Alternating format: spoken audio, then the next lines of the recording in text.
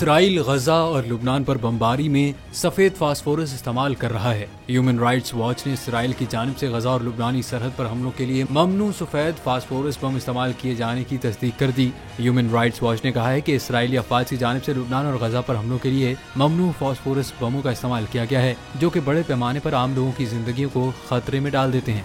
ये एक इंतहाई आतिशगीर केमिकल है जो बाज़ औक़ात फौज की तरफ से इलाकों को निशाना बनाने के लिए इस्तेमाल किया जाता है, लेकिन ये लोगों को बुरी तरह से जला भी सकता है और घरों को आग लगा सकता है। आबादी वाले इलाकों में इसका इस्तेमाल गैर कानूनी है। ह्यूमन राइट्स वॉच का कहना है कि इसने गजा और लुबनान में बनाई गई वीडियोस हासिल की हैं और उनका तज्जिया किया है, जिसमें सफेद फास्फोरस तोपखाने के गोले फटते दिखाई दे रहे हैं। बरतानवी खबर एजेंसी के मुताबिक इसराइली फौजी हुकाम ने ह्यूमन राइट्स वॉच के बयान पर रद्दअमल देने से गुरेज करते हुए कहा कि ताहाल उनके इल्म नहीं है कि गजा पर हमलों के दौरान फास्फोरस बम इस्तेमाल किए गए हैं।